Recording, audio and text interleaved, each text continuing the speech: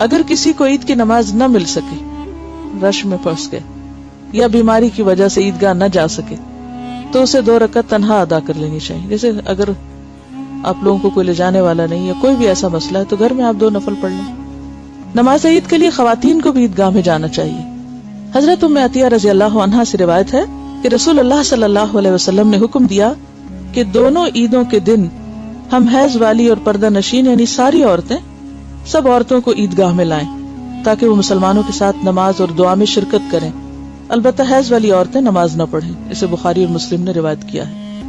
بعض مسلمانوں کے علاقے ایسے ہیں کہ جہاں عورتوں کو نکلنے نہیں دیتے. تو اب یہ جو عید کا موقع ہے، خوشی کا موقع ہے، اور اس خوشی میں سب کو ایک دوسرے کے ساتھ ملنا جلنا اور ایک دوسرے کے ساتھ شریک ہونا جو ہے اس خوشی میں اضافہ کرتا ہے. اور اس میں خاص طور پر آپ دیکھیے کہ یہ بھی کہا گیا کہ جن کو نماز نہیں پڑھنا وہ بھی جائیں عیدگاہ میں.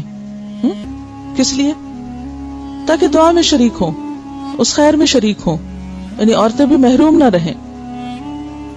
نماز عید سے پہلے یا بعد کوئی نفل یا سنت نماز نہیں. حضرت عبداللہ بن عباس رضی اللہ عنہ فرماتے ہیں کہ نبی اکرم صلی اللہ علیہ وسلم عید الاضحیٰ یا عید الفطر کے روز گھر سے نکلے، نماز عید ادا فرمائی اور اس سے پہلے یا بعد کوئی نماز نہیں پڑھی. اسے مسلم نے روایت کیا.